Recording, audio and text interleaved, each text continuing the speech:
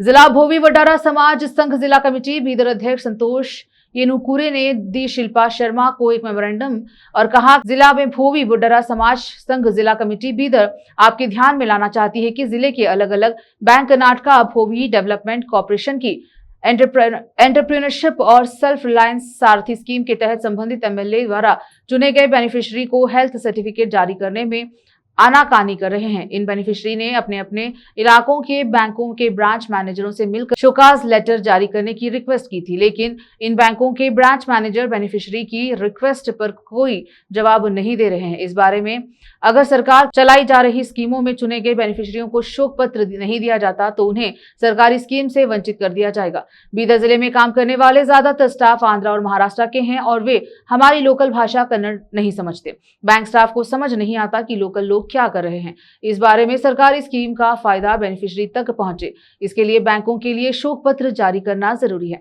और इस बारे में मैं इस शोक पत्र के जरिए आपसे रिक्वेस्ट करता हूं कि जिले के सभी बैंकों को इस स्कीम के तहत चुने गए बेनिफिशियरी को शोक पत्र जारी करने का निर्देश दें।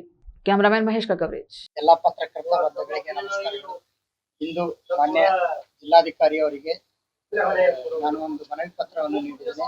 ಜಿಲ್ಲೆಯ ಕರ್ನಾಟಕ ಭೂಮಿ ಅಭಿವೃದ್ಧಿ ನಿಗಮ ವತಿಯಿಂದ ಉದ್ಯಮಶೀಲತೆ ಮತ್ತು ಐರಾವತ ಸ್ಕೀಮ್ ಯೋಜನೆಗಳಲ್ಲಿ 2022 ರಿಂದ 2026 ರವರೆಗೆ ಬ್ಯಾಂಕ್ ವ್ಯವಸ್ಥಾಪಕರುಗಳು ನಮ್ಮ ಕರ್ನಾಟಕ ಭೂಮಿ ಅಭಿವೃದ್ಧಿ ನಿಗಮ ವತಿಯಿಂದ ಶಾಸಕರ ಆಯ್ಕೆ ಮಾಡಿರತಕ್ಕಂಥ ಫಲಾನುಭವಿಗಳಿಗೆ ಅವರ ಬ್ಯಾಂಕ್ಗೆ ಅಲೆದಾಡಿಸ್ತಾ ಇದ್ದಾರೆ। ಇವರಿಗೆ ಕ್ಲೈಮ್ ಪತ್ರವನ್ನು ನೀಡ್ತಾ ಇಲ್ಲ ಬ್ಯಾಂಕ್ ಮ್ಯಾನೇಜರ್ಗಳನ್ನು।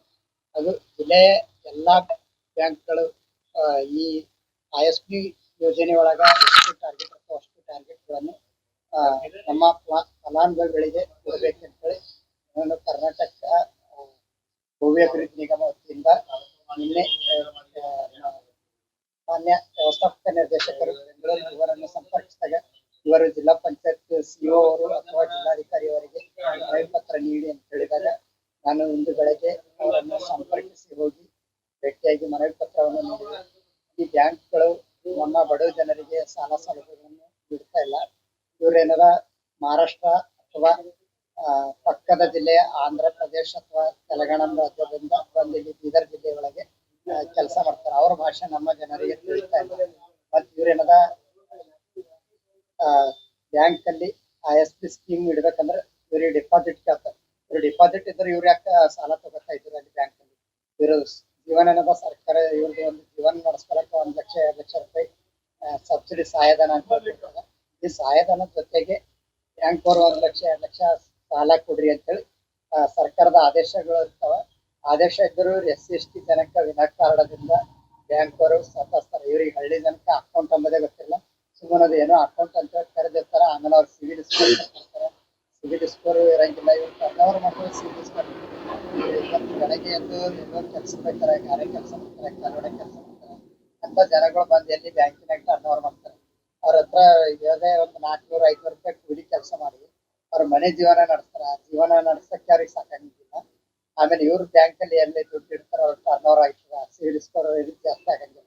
ಇವ್ರಿಗೆ ಏನದ ಸರ್ಕಾರ ಅಥವಾ ಜಿಲ್ಲಾಧಿಕಾರಿಗಳು ಮತ್ತು ಜಿಲ್ಲಾ ಪಂಚಾಯತ್ CO ಅವರು ಈ ಬ್ಯಾಂಕ್ ಎಲ್ಲಾ ಜಿಲ್ಲೆಯ ಎಲ್ಲಾ ಬ್ಯಾಂಕ್ ಸಿಬ್ಬಂದಿಗಳಿಗೆ ಮ್ಯಾನೇಜರ್ಗಳಿಗೆ ಕರೆಸಿ ಏನಾದ್ರು ಇದೊಂದು ಆದೇಶ ನೀಡಬೇಕು। ಇವ್ರಿಗೆ ಕಂಪಲ್ಸರಿ ರೂಲ್ಸ್ ರೆಗ್ಯುಲೇಷನ್ ಮಾಡಿಸಿ ಇವ್ರದ್ದು ಒಂದು ಸಾಲ ಸೌಲಭ್ಯಗಳನ್ನು ಕೊಡ್ಬೇಕಂತೇಳಿ ಆರ್ಡರ್ ಮಾಡಿಸ್ಬೇಕು। ಅವರಿಗೆಲ್ಲ ಬ್ಯಾಂಕ್ ಸಿಬ್ಬಂದಿಗಳಿಗೆ ಹೇಳ್ಬೇಕಂತೇಳಿ ನಾವು ಜಿಲ್ಲಾಧಿಕಾರಿಗೆ ಮತ್ತು ಜಿಲ್ಲಾ ಪಂಚಾಯತ್ CO ಅವರಿಗೆ ಮತ್ತು ಲೀಡ್ ಬ್ಯಾಂಕ್ ವ್ಯವಸ್ಥಾಪಕ ನಿರ್ದೇಶಕರಿಗೆ 3 ಜನಗಳಿಗೆ ನಾನು ಮನವಿ ಮಾಡ್ತೇನೆ।